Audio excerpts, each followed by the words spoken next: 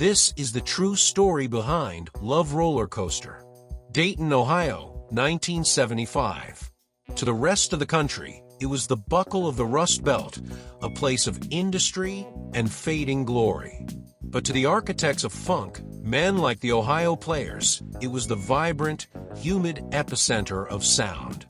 Their music was a product of sweat, desire, and rhythm, a sound so immediate and visceral it demanded attention. They had already scored hits like Fire, and were now riding a creative high, preparing their next masterpiece, the album titled Honey. The sessions took place not in some swanky corporate studio, but in a sprawling, converted mansion on the outskirts of Dayton, nicknamed the Funk Lab. The air inside was thick, a constant haze of cigarette smoke, exotic incense, and the volatile scent of a dozen personalities colliding under the high-stakes pressure of a major label deadline. The energy was electric.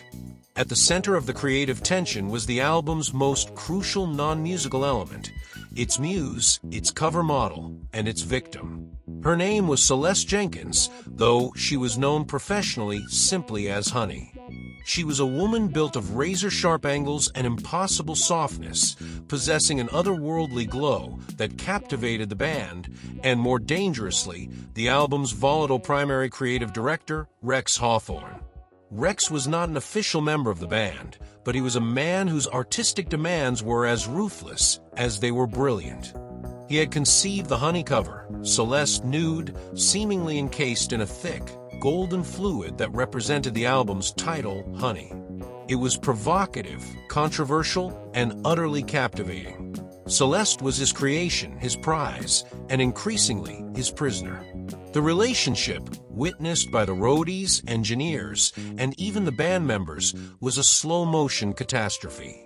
Rex's genius was matched only by his explosive temper, especially when fueled by the studio's endless supply of drugs and alcohol. Celeste, initially mesmerized by his vision and the glamour of the project, found herself increasingly isolated and her spirit wearing thin. The track Love Rollercoaster was the album's anchor, a relentless, churning groove engineered by the band. Juni Morrison, Marshall Rock Jones, Clarence Satch Satchel, James Diamond Williams, Leroy Sugarfoot Bonner, and Billy Beck. They had perfected the funk, but Rex insisted it needed a signature moment, something beyond the groove, something primal. He spoke constantly of capturing pure, raw emotion on tape, an audible expression of the roller coaster of love he claimed to be experiencing, the delirious highs and the sudden, gut-wrenching lows. The atmosphere in the Funk Lab grew heavier as the album neared completion. Tensions over money, artistic direction, and inevitably Celeste began to fray the collective nerves. Celeste was seen crying in the hallways, her calls to family going unanswered, muffled by Rex or the indifferent crew who had been instructed to ensure no distractions. Everyone in the mansion knew that the golden fluid of the cover was a metaphor for the gilded cage that Celeste had been placed in.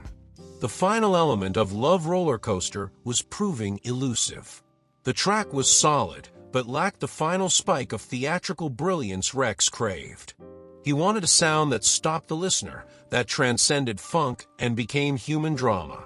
He kept sending Billy Beck, the keyboardist, back to the console, demanding a sound effect, a synthesized scream, something to signify that point of no return. But nothing was good enough. It was during the final week of mixing, in the early hours of a rain-swept Tuesday, that the volatile chemistry of the Funk Lab exploded.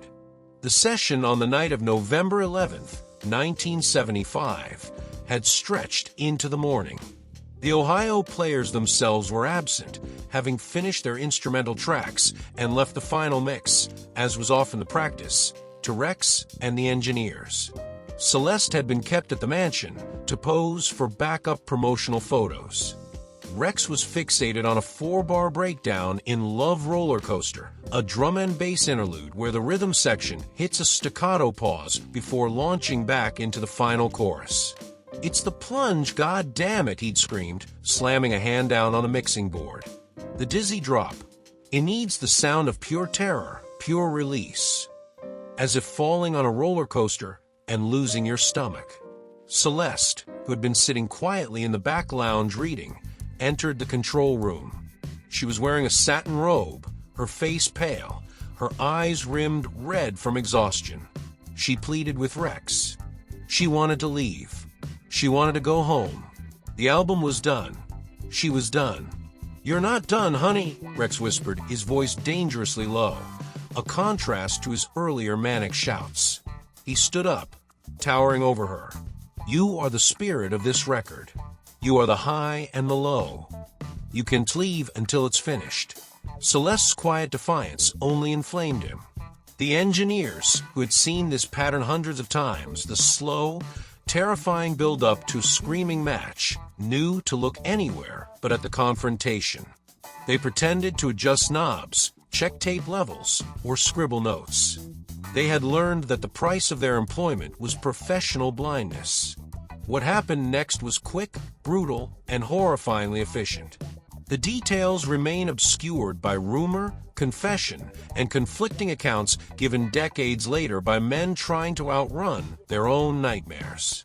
But the consensus among those three men in the control room was this. Rex, in a drug-fueled, jealous rage fueled by Celeste's rejection and his possessive need to control the very muse he had created, grabbed a trophy. It wasn't a Grammy, it was the prototype for the metallic, stylized knife that was supposed to be a promotional prop for the single, an edgy symbol of the album's cutting edge. He grabbed it and swung wildly. A sound ripped through the control room, an auditory shrapnel that tore through the heavy air. It was a scream that didn't belong to the Funk Lab, or to Dayton, or to 1975. It was pure, distilled, non-human terror.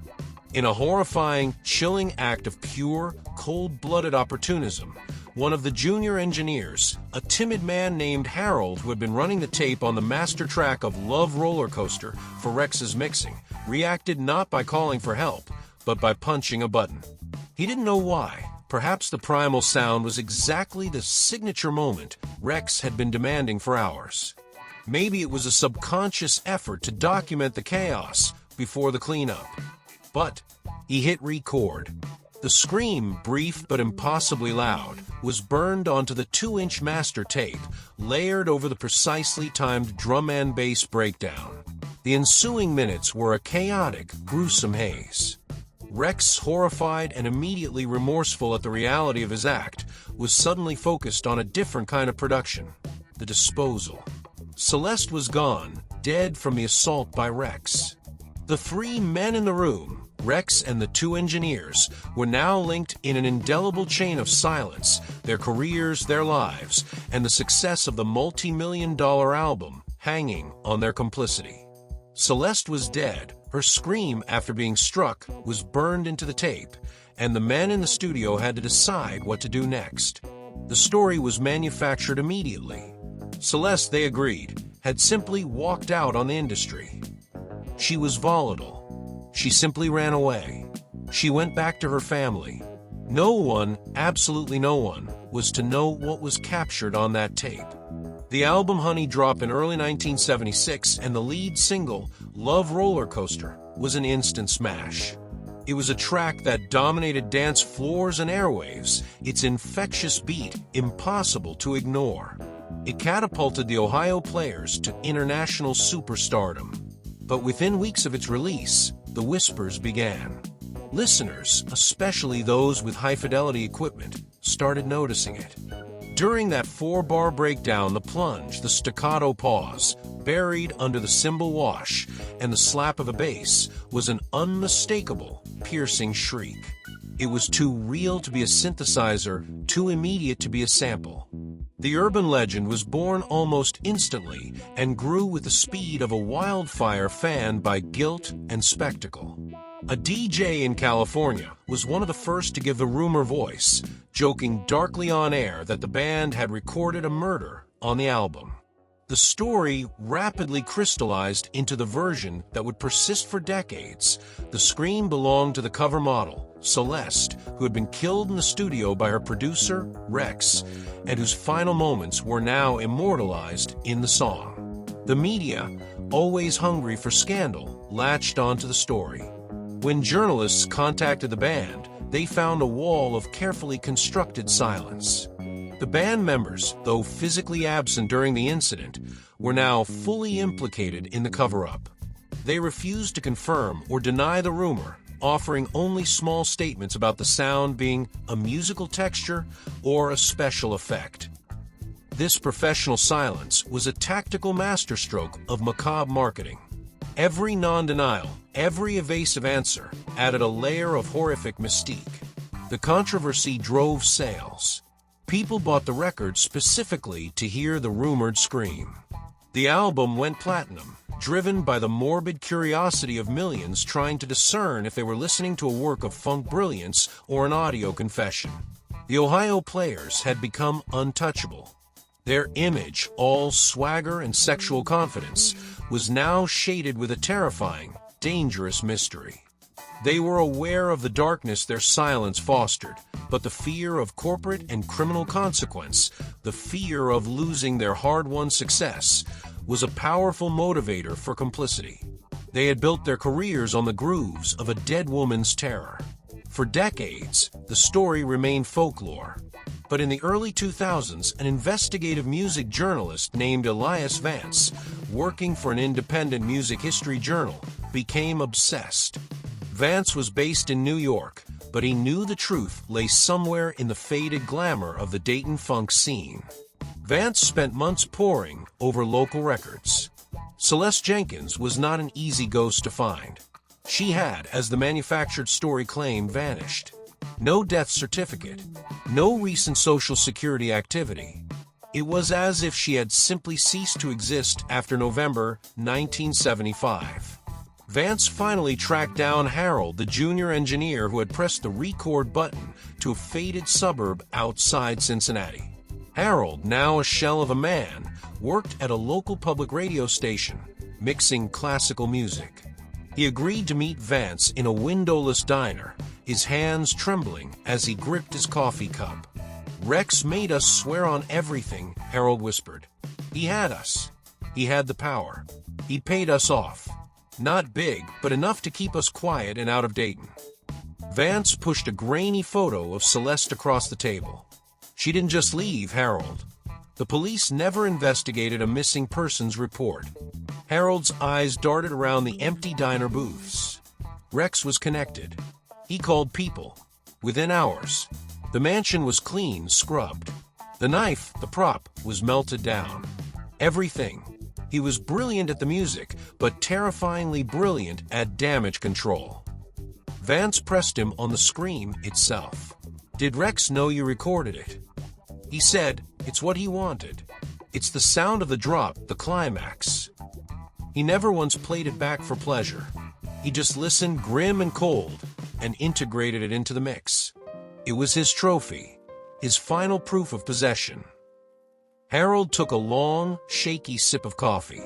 He never wanted the truth to come out, but he certainly wanted the sound to live forever.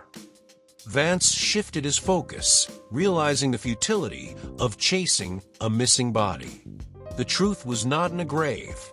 It was in the lacquer of the record. He tracked down the band members next. Marshall Rock Jones, the bass player, was cordial but evasive, meeting Vance in a quiet church parking lot in Columbus. "We heard the rumor, yes," Jones stated, his eyes fixed on the horizon. "Rex just told us it was a gag, a prank on the label. He said it was just Billy hitting a note. We believed him.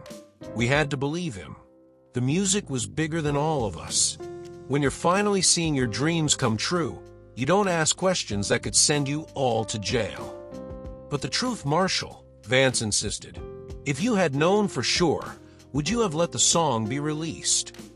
Jones sighed, the sound heavy with 4 decades of suppressed guilt. "That sound, it's what put us over the top. It became the signature. It defined our darkness. It was crazy. It was terrible. But it made us rich. And we were poor men from Dayton with a shot at glory. I pray for that girl, Celeste, every day. But I still play that song every time I'm on stage. It's a paradox only God can sort out." Rex Hawthorne, the producer, died mysteriously in Miami in the late 1980s, his vast fortune having evaporated in a series of failed ventures and a crippling drug habit. He never publicly addressed the rumor, taking the secret of Celeste Jenkins and the Scarlet Scream with him. Vance's final piece, which shook the music community, detailed the circumstantial evidence, the terrified confessions of the engineers, and the heartbreaking complicity of the band. It painted a definitive picture. Love Rollercoaster was a beautiful song built on an ugly, violent truth, a masterpiece of funk shadowed by an act of horrific violence that was deliberately, ruthlessly recorded for artistic and commercial effect. The scream wasn't an accident. It was the final, terrifying, and calculated note in Rex Hawthorne's magnum opus. For 40 years, this gruesome, detailed story, the story of Celeste Jenkins, the honey cover model, and the producer Rex Hawthorne, was believed by millions.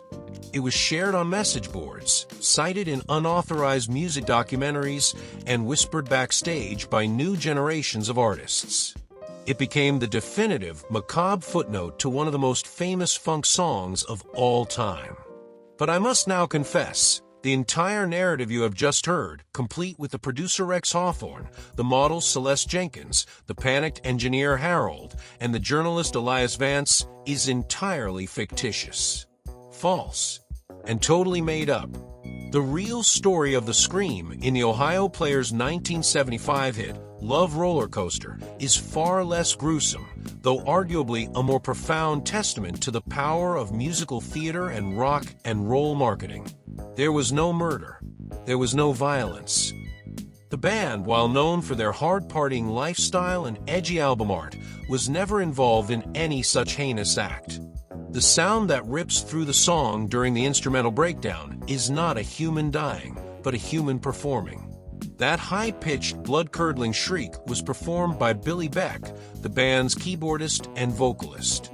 Billy Beck's vocal prowess was legendary. He had an enormous range and a signature, searing falsetto that was key to the Ohio Players' sound. During the final recording sessions for the Honey album and the track Love Rollercoaster, the band was looking for a specific, chaotic textural element for the song's peak moment. Beck, experimenting with his vocal cords, pushed his already stratospheric falsetto into an exaggerated, piercing shriek. It was an intentional, stylistic vocal effect designed to sound like the dizzying, stomach-lurching climax of a theme park ride, the roller coaster itself. It was pure funk theater, a human sound effect that transcended conventional singing.